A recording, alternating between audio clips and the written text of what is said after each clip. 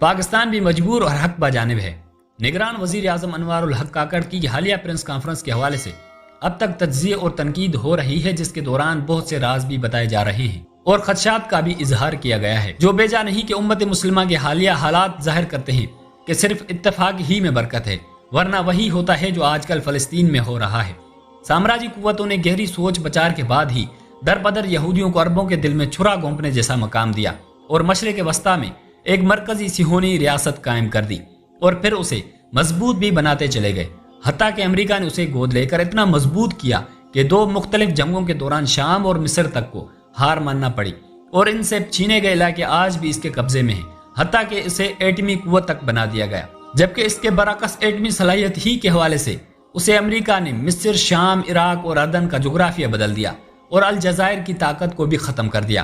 Pakistan peoples party के बानी chairman Zulfikar Ali Bhutto के इक़्तिदार का खात्मा और तख्तेदार पर झूलना भी इसी वजह से है। इन्होंने एक बड़ा ख्वाब देखा ही नहीं, उसकी तकमील पर भी तुल गए। मेरे नज़दीक जुल्फ़िकार अली भुट्टो का जुर्म एटमी सलाहियत के हुसूल के इब्तिदा से भी ज्यादा 1976 की इस्लामी कॉन्फ्रेंस थी। इसमें शाह फैसल, कर्नल कज़ाफ़ी, यासिर अराफ़ात और जमाल अब्दुल नासिर जैसे कदावर शख्सियात ने शिरकत की और वहदल्ला की उम्मत का फलसफा सामने आया। भुट्टो ने इन बड़े कायदीन से मुशावरत की और उनको कायल किया कि पाकिस्तान के पास हुनरमंद अफराद हैं और इन मुस्लिम ममालिक के पास सरमाया है। ये 2 असबाब मिलकर इनकलाब ला सकते हैं। यही वो फैसला और पस मंजर है जिसके तहत पाकिस्तान से इनफरादी कुव्वत की बरामदगी तो शुरू हुई और एटमी प्रोग्राम के लिए तावन भी हासिल हो गया। ये सब आलमी थानेदार को कबूल नहीं था। चनाचा शाह फैसल कत्ल हुए, जमाल अब्दुल नासिर को इक़्तिदार से महरूम होना पड़ा, कर्नल कज़ाफ़ी मौत से हमकिनार हुए और यासिर अराफ़ात के वफात का सदमा भी सहना पड़ा जो पुरअसरार थी, जबकि जुल्फ़िकार अली भुट्टो को तख्तेदार पर लटकना पड़ा। यूं थानेदार की डीप स्टेट के कारनामों की वजह से वो बेल इस हवाले से मुंडे न चढ़ी जिसका फैसला इन 5 बड़ों ने 1974 ईस्वी में किया था। ताहम ताजुब इस पर है कि एटमी सलाहियत भुट्टो के बाद भी तकमील पजीर हो गई और आज यही कुव्वत मुल्की दिफा की जामिन है। इसीलिए मेरा यकीन है कि बाकी हजरात के बाद भुट्टो का इजाफी कसूर यह भी था कि इन्होंने 3rd वर्ल्ड की जगह 4th वर्ल्ड इस्लामी कुव्वत के दाग बेल डाली, जो पूरी हो जाती तो आज इस्लामी दुनिया के हालात मुख्तलिफ होते और इस्लामी भम वाकई इस्लामी भम होता और शायद 2-3 मजीद मुस्लिम ममालिक इस सलाहियत के मालिक हो चुके होते। मेरा ये यकीन है कि साम्राज्य को पाकिस्तान एक आंख नहीं बहता। इसका एटमी सलाहियत रुकवाने पर बस न चला तो पाकिस्तान को माशी गर्दाब में फंसा दिया। आज हालात ये हैं कि IMF से ही निजात नहीं मिल रही और निहायत मक्कारी से हमारे मुल्क के अंदर भूख पैदा करके मुस्तकिल बेचैनी के असबाब पैदा कर दिए गए हैं। बात यही नहीं, दहशतगर्दी के जरिए इंतजामिया और गवर्नेंस को चलने नहीं दिया जा रहा और ना ही यहाँ सियासी इस्तेकाम पैदा होने दिया जाता है कि इससे मईशत बेहतर हो जाएगी। माजरत नहीं, हकीकत के इस सिलसिले में हमारे सियासी रहनुमा और सियासी जमातें भी मावन हैं, हत्ता के शहरी और फर्द की आज़ादी का नारा लगाने वाले अफराद भी इसी रूह में बह रहे हैं जो सियासत में चल रही है। बात अफगानिस्तान से शुरू की, लेकिन मुल्की हालात का जिक्र किए बगैर बात नहीं बनती। मेरे बाज मोहतरम दोस्तों ने हकीकी दर्दमंदी से यह भी कहा है कि गैर मुल्की गैर कानूनी मुकीम अफराद की वापसी के लिए ज्यादा गौर नहीं किया गया। एक हद तक उनकी बात यह दुरुस्त है कि अफगानिस्तान से यूरोप अमेरिका की रुसवाई के साथ वापसी के बाद अफगान हुकूमत और पाकिस्तान के दरमियान बिरादराना रिश्ते गहरे होने चाहिए थे। जायका तकरार हो, पाकिस्तान से गैर कानूनी तौर पर मुकीम अफगान शहरियों की वापसी की वजह से दोनों ममालिक के दरमियान बयानात का तबादला हुआ। अनवारुल हक काकड़ की तकरीर और इससे कबल अफगान बाशिंदों की वापसी इसका सबब बनी। हिकमत अमली के तौर पर यह बात तस्लीम भी कर ली जाए कि इस फैसले से ही हालिया तलखी पैदा हुई है।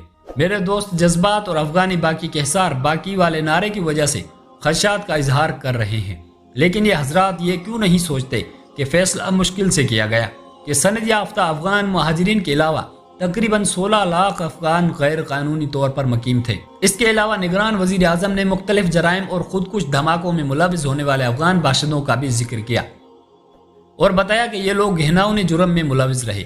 और फिर यह भी तो हकीकत है कि यही अफगान बाशिंदे पाकिस्तान के शनाख्ती दस्तावेजात हासिल करके बैरून मुल्क भी जा चुके हैं और यहाँ सूद का कारोबार भी करते हैं। वजीर आजम ने क्या यह गलत कहा कि पाकिस्तानी दिहाइयों से 40 लाख रजिस्टर और 16 लाख गैर कानूनी बाशिंदों का बोझ भी उठाए चले आ रहे हैं। इस मेहमान नवाजी का सिला यह है कि कलअदम तहरीक तालिबान अफगानिस्तान में डेरा जमाए बैठी है और वहाँ से पाकिस्तान के अंदर दरअंदाजी होती है, जबकि पाकिस्तान की मईशत इन गैर कानूनी तारीक वतन का बोझ बर्दाश्त करने के काबिल नहीं रही।